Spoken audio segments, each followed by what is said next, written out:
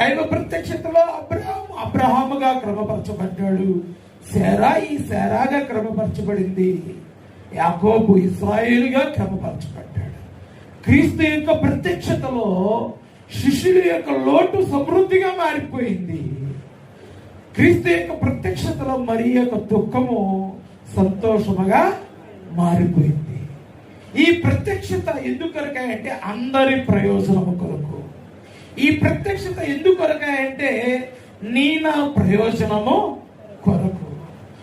ఆ ప్రత్యక్షతలో అబ్రహాము ఉన్నాడు, ఆ ప్రత్యక్షతలో శారా ఉంది, ఆ ప్రత్యక్షతలో యాకోబు ఉన్నాడు, ఆ ప్రత్యక్షతలో శిష్యులు ఉన్నారు, ఆ ప్రత్యక్షతలో మరియ ఉంది. ఇంకొంతమంది భక్తులు మనకి లేఖనాల్లో నుంచి పరిశీలన చేయగా మనకి కనబడుతూ ఉంటారు. ఒకటి దైవ ప్రత్యక్షత, రెండవది క్రీస్తు ప్రత్యక్షత, మూడవది ఆత్మ ప్రత్యక్షత. ఈ యొక్క ఆత్మ ప్రత్యక్షతలో మనం ఒక విషయాన్ని మనం జ్ఞాపకం చేసుకున్నట్లయితే యెషయా గ్రంథము 11వ అధ్యాయం 2వ వచనాన్ని మనం చదువుకుందాం. యెషయా గ్రంథము 11వ అధ్యాయం 2వ వచనాన్ని మనం చదువుకుందాం. యెహోవా ఆత్మ జ్ఞాన వివేకములకు ఆధారమగు ఆత్మ. చాలు.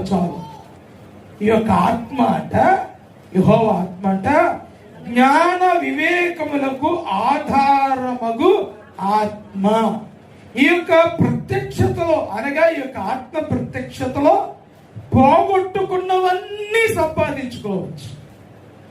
నీ యొక్క క్రైస్తవ జీవితంలో, నీ యొక్క విశ్వాస జీవితంలో, నీ యొక్క ఆధ్యాత్మిక జీవితంలో నువ్వు ఏదైతే పోగొట్టుకున్నావో, ఏదైతే కోల్పోయావో, ఎక్కడైతే పడిపోయావో, ఎక్కడైతే కృంగిపోయావో, ఎక్కడైతే చతికిల పడిపోయావో, ఈ ఆత్మ ప్రత్యక్షతలో పోగొట్టుకున్నవన్నీ నువ్వేం చేయొచ్చో తెలుసా? సంపాదించుకోవచ్చు.